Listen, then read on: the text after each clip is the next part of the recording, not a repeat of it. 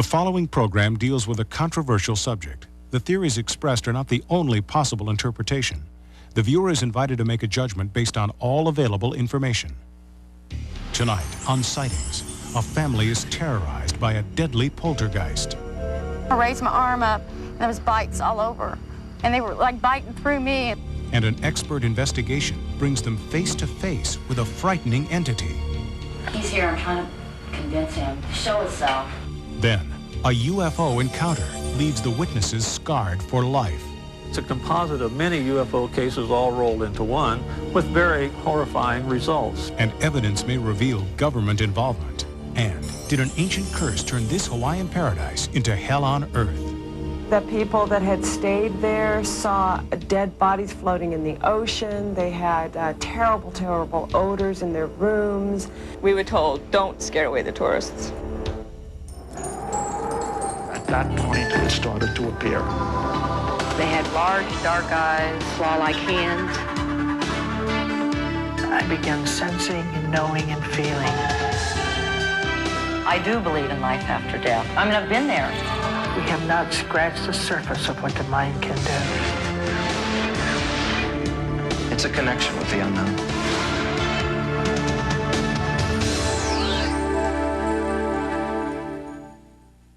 Welcome to Sightings. I'm Tim White. For one family in the Midwest, owning their own business was a dream come true. But now that business has become a constant source of terror. The family, who wishes to remain anonymous, believes that they're plagued by a malicious poltergeist who's out to destroy their dream and them. It's an unlikely setting for this real-life horror story. America's heartland, where the promise of the American dream can still be realized. Clean air and water, safe neighborhoods, a place where you can still buy a house and start your own business. All the reasons why the King family came here to raise their children and why they want to stay. But staying means confronting an evil force that seems to have possessed the family. One night I went to bed in the early a.m. and I woke up, and my daughter, who was not quite a year old, still in diapers. She wasn't even walking. She could stand. I woke up the next morning and I felt pressure on my jaw real hard. And when I woke up and I looked up, my baby is standing straddling my neck and she's got a butcher knife shoved down my throat. Her eyes were open and she just kind of looked at me and she started screaming like I'd woke her up, but her eyes were open. The bizarre, violent episodes began in 1987, just after the Kings purchased this home and motel. The safe haven they'd sought here turned into a waking nightmare. We could hear pounding in the walls, screaming, we heard chanting, we heard singing. Objects started flying across the room. I'd wake up with bruises where it looked like somebody just beat me really bad, and bite marks. I was looking toward the hallway, and it stepped out of the wall and stood there, what seemed to me like an eternity, and I just couldn't believe it. I was like... When the Kings first came here and saw the home and the attached motel, it was love at first sight. But in retrospect, the Kings believed there were warning signs. The $60,000 asking price was reduced to $24,000 when the family made a serious offer. There were whisperings about a gruesome murder-suicide in the house. The former caretakers confirmed these suspicions. There was a lady that lived here at one time that was supposed to have committed suicide. And the way I understand it, she was supposed to have been really mean to her father-in-law. He was an old man. I never got any rest. Somebody was on my bed jumping continuously. My bed would move. They told me the house was haunted to start out with, but I just didn't stay around because, you know, hey, something bothered you, get away from it. After the Kings moved in, encounters with the unknown force intensified. A mysterious stain appeared above the fireplace. The spot was sandblasted, but the stain came back. Fresh paint and new wallpaper immediately peeled off the walls, and spontaneous fires kept erupting near the attic. We thought somehow somebody was getting into the house, had keys or something, and for whatever reason was setting fires, trying to burn us out or something. And we set the children down and talked to them. We said, lock everything up. If you see any strange people or cars, come tell us.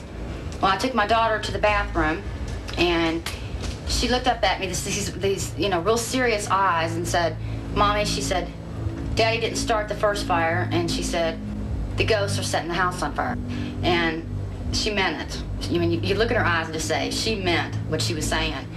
The haunting has taken its toll on 6-year-old Ashley. It's hard for her to talk about her experiences, even with her own father. Maybe I can get you to talk a little bit about what went on in the house or something? Well, let me ask you. Don't be afraid about it. In desperation, the Kings consulted a parapsychologist specializing in poltergeists.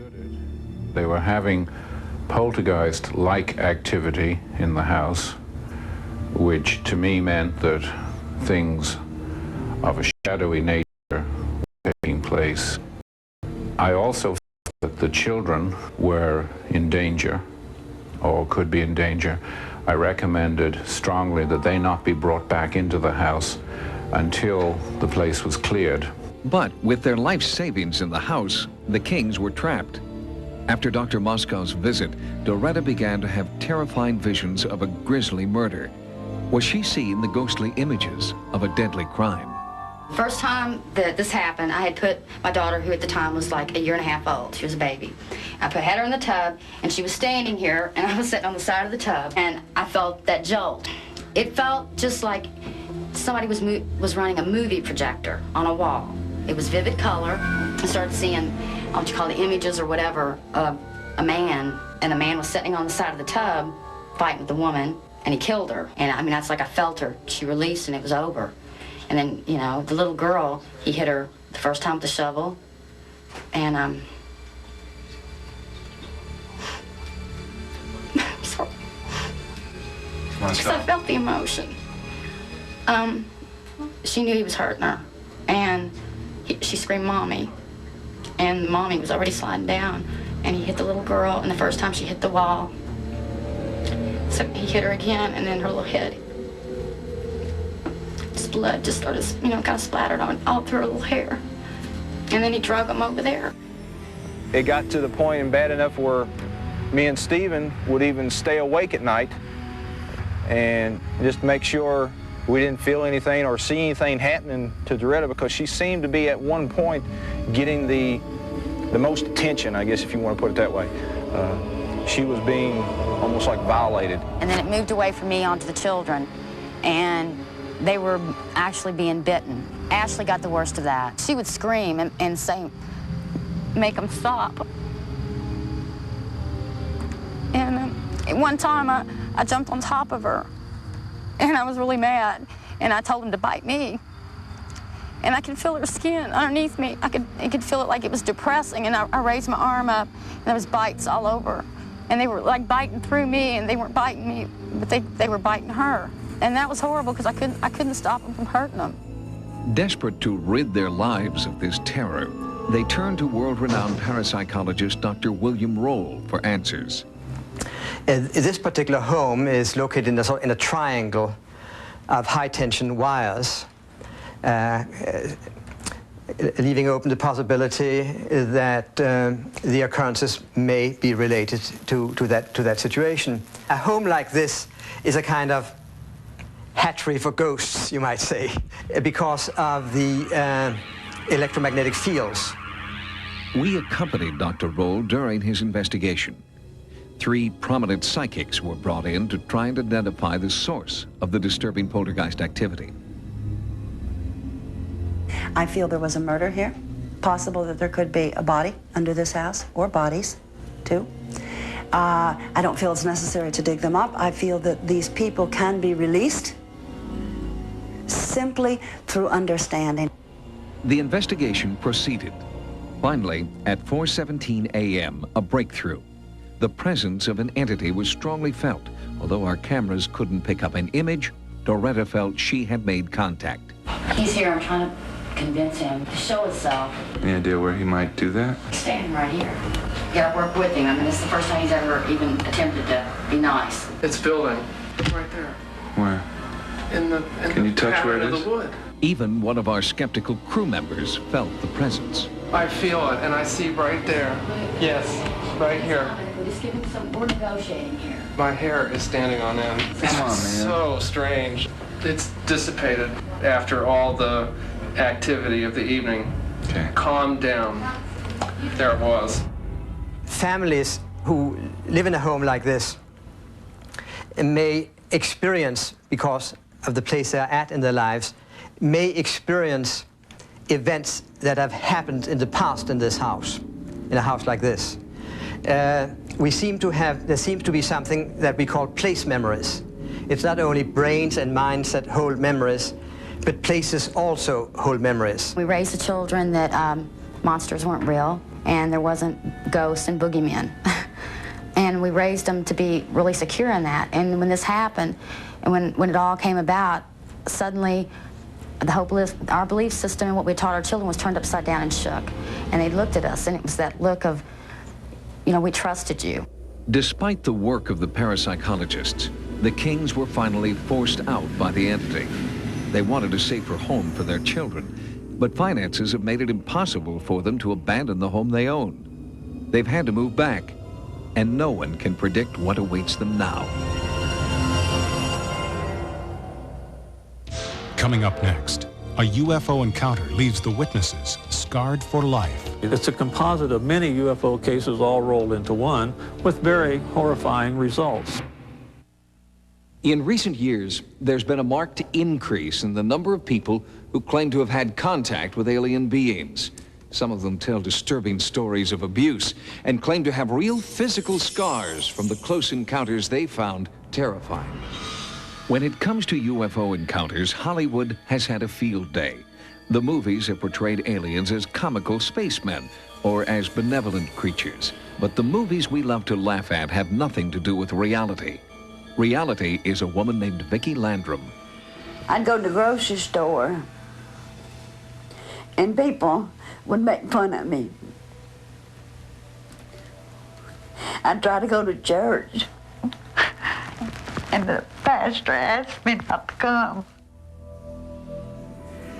Vicki Landrum has struggled to convince the government and the public that contact with extraterrestrials has left her scarred and riddled with disease.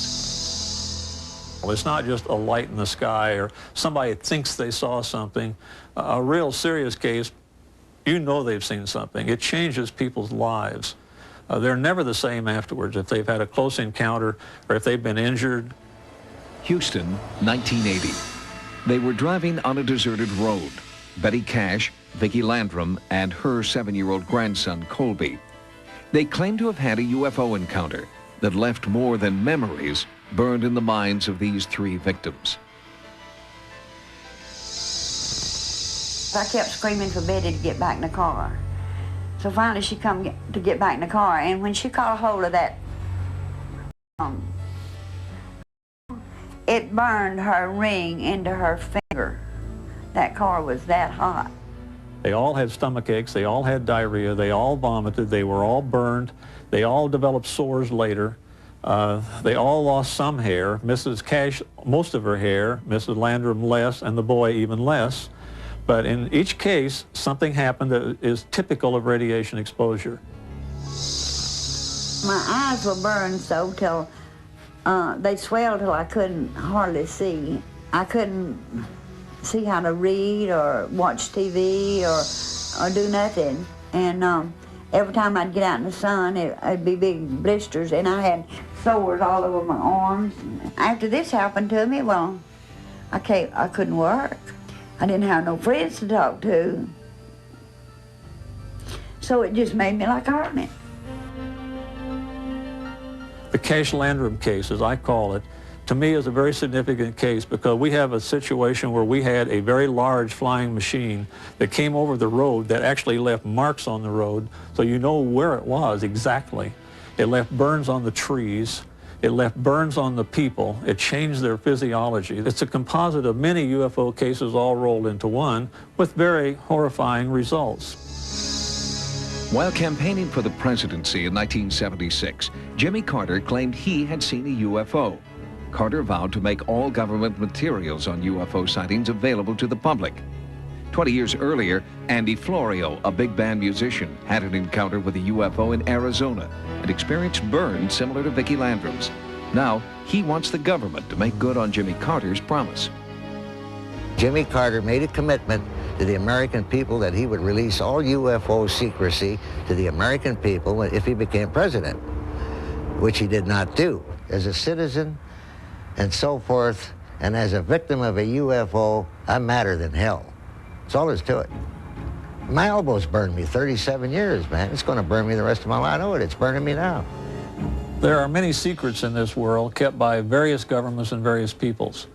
In this particular case, if someone would just say what happened, whether it was extraterrestrial or it was a military experiment or whatever, we would all rest easier in knowing that it's something that's known. Although the government claims no responsibility, an Army colonel was sent to investigate Vicki Landrum's claims. He questioned me and I answered him, and then he told me that people had died for listening what I was trying to do. Some investigators suggest that the colonel's subtle threat was linked to helicopters Vicki saw surrounding the UFO. The helicopters came from different directions. There were groups of them that came in waves. One group came from the southwest, one came in from the east, and they all converged on the same area. Several of the helicopters flew around this object like they were trying to hem it in. The government wanted to experiment on something, and they taken the lives of people to do it. Our system is not set up to explain the unexplainable. People all over this country are mysteriously injured, even killed every year. Vicki Landrum believes some of them may have met with deadly alien forces. Because she is seriously ill, Vicki won't be silenced. She speaks out in the hope that others will not suffer her terrible fate.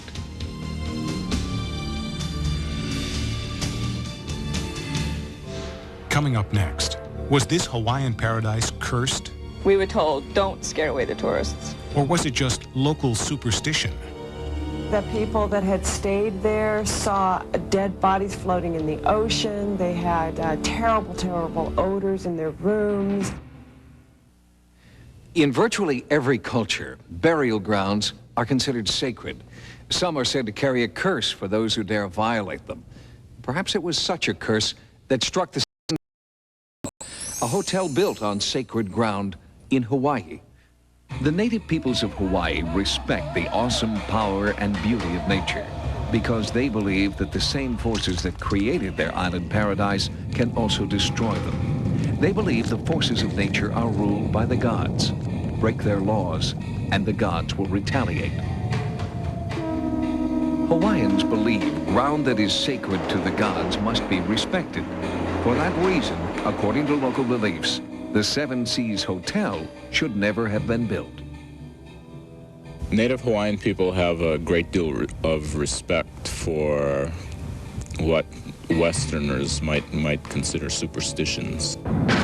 When Hurricane Iwa destroyed the Seven Seas Hotel in 1982, many Hawaiians believed that it was an act of vengeance by angry gods. During construction of the hotel, an ancient Hawaiian burial site was unearthed. Some natives believed the site would be cursed unless it was blessed by a holy man, a kahuna. But developers dismissed the practice as superstition, and construction continued. In Hawaii, there are just certain things that you have to do. When you build something, you have to have the land blessed, and according to all details, this was not blessed. If you're excavating, you uncover bones. They have to be disposed of properly, and apparently they were not disposed of properly here, so they were asking for trouble. Once the hotel opened, the gods seemed to make their presence known. The people that had stayed there saw dead bodies floating in the ocean. They had terrible, terrible odors in their rooms. They had birds attacking in the dining room. A lot of the local people that had originally started to work there experienced many, many eerie things, and a lot of them quit working. Me, I worked one night. I was night shift, okay? Then I was cutting my vegetables. Then I don't know from where that thing came, rainbow color, spinning like that against the icebox. So I started confident. I took that knife and I started cutting the shadow. I said, don't you ever bother me because I don't bother you. Julie Coe was 14 when she and her mother moved into the hotel in 1977. They stayed for 6 months in room 13. My mom would work late at night, and so I'd be home by myself doing my homework and what all. And they'd just play games with me all night long. The only way I got rid of them, an old local woman told me, she said, they hate swearing. She said they absolutely hate swearing. And one night I had just had it. I couldn't sleep, I couldn't read. They were just making too much racket. They were making me very uncomfortable, and I got up on my bed and screamed every 4-letter word I could think of in every combination I could think of. And by gosh, if they didn't settle down and leave me alone for the night. You'd hear it like every other night, the knives hitting the wall, toilets flushing, people walking on the carpet. After a while, you just get used to it. We were told, don't scare away the tourists. You know, if they hear spooky noises, don't tell spooky stories. You know, make an excuse for the toilets, anything. Seven Seas was a nice hotel. Not fabulous, but a nice view. So people came, but they didn't expect the spooks at night. The hotel was plagued by disturbing events. Then, finally, Hurricane Iwa roared in and destroyed the Seven Seas Hotel. Was it simply the force of nature at work? Or was it a deliberate retaliation by spiritual forces who were angered by the desecration of an ancient burial site? Locals believe Hurricane Iwa was the revenge of the gods. On the very same site where the Seven Seas Hotel was destroyed, a new condominium complex has been built. But before construction started this time, the land was blessed by a kahuna. Since the blessing, there have been no further incidents. Thanks for joining us. For Sightings, I'm Tim White. Good night. Tomorrow, after a full hour of cops, a flash flood traps a man underwater in his car. Be there as a team of rescuers risk their own lives to save him. Then, see incredible footage of a heroic fireman attempting to catch a baby girl as she falls from a 3rd-story balcony on an all-new Code 3 tomorrow. And Sunday, on Married with Children, Bud Bundy has not one woman, but 2. Could this be the end of civilization as we know it? Married with Children, Sunday after In Living Color and Rachel Gunn. Now, stay tuned for Hidden Video.